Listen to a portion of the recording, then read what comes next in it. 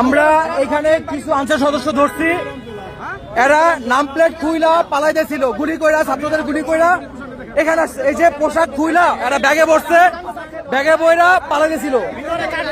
ভিতরে ধরে নিয়ে আসো, সব একটাও যাতে না ছাড়ো।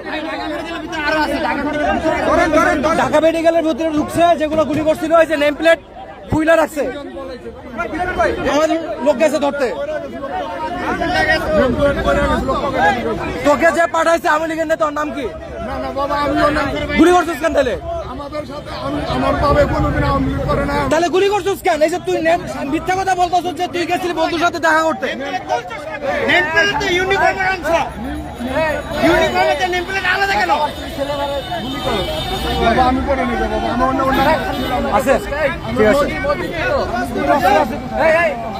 মাত্র ঢাকা ইউনিভার্সিটি থেকে গুলি কইরা পালাইতে নিছিল।